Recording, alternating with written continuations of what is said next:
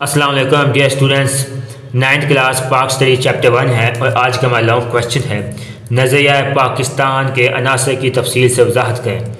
Page number 7 to 10 پر چلتے ہیں۔ نظریہ پاکستان آپ کو پتہ ہے کہ پاکستان ایک اسلامی نظریے کی بنیاد پر بنا ہے کہ ہندوستان میں 2 الگ قومیں ہیں، ٹھیک ہے، ہندو اور مسلم۔ تو نظریہ پاکستان کی بنیاد اسلامی نظریہ حیات پر رکھی گئی ہے۔ عقائد، عبادات، قانون کی حکمرانی، اخوت و مساوات اور عدل و انصاف نظریہ پاکستان کے عناصر ہیں۔ ان عناصر کی تفصیل درج ذیل ہے۔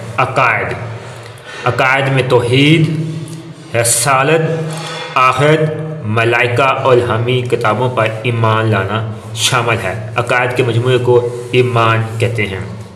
ملائکہ، فرشتوں پر ایمان لانا، الہامی کتابیں جو اللہ تعالیٰ اپنے پیغمبروں پر نازل کی ہیں 4 کتابیں، آخرت پر ایمان، قیامت آنی، ٹھیک ہے، رسالت حضرت محمد صلی اللہ علیہ وسلم اللہ تعالیٰ کے آخری رسول ہیں، ٹھیک ہے، توحید اللہ تعالیٰ پر، ٹھیک ہے، اللہ تعالیٰ کے سوا کوئی معبود نہیں، کوئی شریک نہیں، ٹھیک ہے، اس ایمان لانا شامل ہے۔ عقائد کے مجموعے کے ایمان کہتے ہیں، جو ایمان لے آتا ہے وہی مسلمان ہے، ٹھیک ہے۔ عقیدہ توحید سے مراد یہ ہے کہ اللہ تعالیٰ ساری کائنات کا خالق اور مالک ہے، وہ واحد اور یکتا ہے، اس کا کوئی شریک نہیں اور نہ ہی کوئی چیز اس کے علم سے باہر ہے۔ جیسا کہ اللہ تعالیٰ نے قرآن مجید میں ارشاد فرمایا، ان اللہ علی کل شیء قدیر، بے شک اللہ ہر چیز پر پوری طرح قادر ہے۔ سورۃ البقرہ آیت نمبر 20، ٹھیک ہے۔ انسان کی حیثیت اللہ تعالیٰ کے نائب کی ہے۔ ارشاد بانی ہے، ان جعل فی الارض خلیفۃ، ترجمہ میں زمین میں ایک خلیفہ بنانے والا ہوں۔ سورۃ البقرہ آیت نمبر 30۔ لہذا مسلمانوں پر اللہ تعالیٰ کے احکام پر چلنا ضروری ہے۔ اللہ تعالیٰ کے قادر مطلق ہونے اور انسان کے نائب ہونے کے عقیدے سے خود بخود یہ بات واضح ہو جاتی ہے کہ انسان اپنی طاقت کی حد تک عمل پر قادر ہے، لیکن اصل قدرت اللہ تعالیٰ کے ہاتھ میں ہے۔ انسان اپنی طاقت کے مطابق عمل کرے اور نتیجہ اللہ تعالیٰ پر چھوڑ دے۔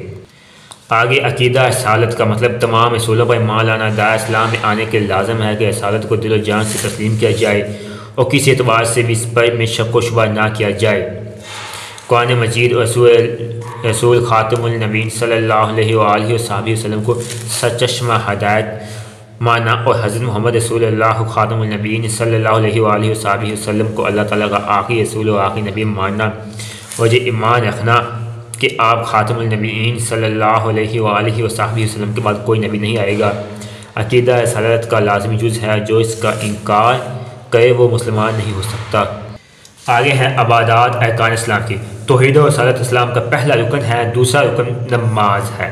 اللہ تعالیٰ نے قرآن مجید میں کئی مقامات پر نماز کی ادائیگی کا حکم دیا ہے۔ نماز کو مقررہ اوقات کے مطابق ادا کرنا فرض ہے۔ اللہ تعالیٰ نے قرآن مجید میں ارشاد فرمایا ہے، ان الصلاۃ کانت علی المؤمنین کتابا موقوتا، ترجمہ بے شک نماز مومنوں پر مقررہ وقت پر فرض ہے۔ سورۃ النساء آیت نمبر 103۔ دراصل نماز قائم کرنا دین اسلام کو قائم کرنے کا وہ نمونہ جس کا مظاہرہ ہر روز ہوتا ہے۔ اللہ تعالیٰ کی اطاعت کا ایسا ہی نظام پورے معاشرے میں قائم ہونا چاہیے۔ اسلام کا تیسرا رکن زکوٰۃ ہے۔ زکوٰۃ مالی عبادت ہے، اسلام کے معاشی نظام کی مضبوطی کا ذریعہ ہے۔ زکوٰۃ کے نظام کی وجہ سے دولت چند ہاتھوں میں اکٹھی ہونے کی بجائے گردش میں رہتی ہے، معاشرے کے غریب طبقے تک بھی پہنچ جاتی ہے۔ چوتھا رکن روزہ ہے۔ تمام عبادات کی طرح روزہ بھی فرض کا بہترین اظہار ہے۔ اسلام میں ایک دفعہ اس سال میں 1 مہینے کے لیے روزہ فرض ہے، رمضان کے مہینے میں، ٹھیک ہے، جو سال ایک بار اب بھی رمضان کا مہینہ چل رہا ہے،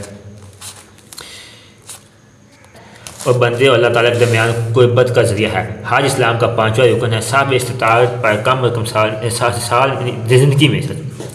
زندگی میں 1 مرتبہ حج اس پر صاحب استطاعت پر فرض ہے۔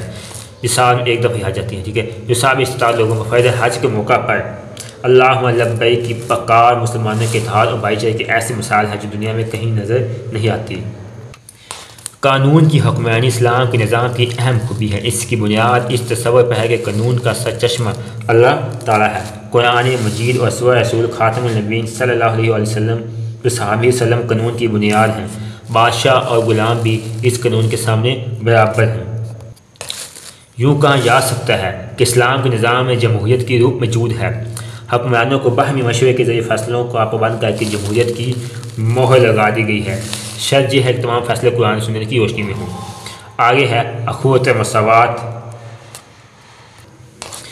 اسلامی معاشرے میں اخوت مساوات کو خاص اہمیت حاصل ہے۔ مدینہ منورہ میں جب اسلامی حکومت قائم ہوئی تو اس میں اخوت مساوات مثالی تھی۔ آج بھی اسلامی معاشرے سے اخوت بھائی چارے مساوات کا تقاضا کرتا ہے جو موقعات مدینہ میں نظر آئی تھی۔ اسلام سے پہلے اس اصول کی شدید کمی تھی اور لوگ ایک دوسرے کی جان کے دشمن تھے، لیکن مدینہ کی ریاست کے وجود سے حضور اکرم خاتم النبی صلی اللہ علیہ وآلہ وسلم نے حقوق العباد پر عمل کرتے ہوئے یتیموں، بیواؤں، نادہ پر شفقت کرنے کی تلقین کی۔ آپ خاتم النبیین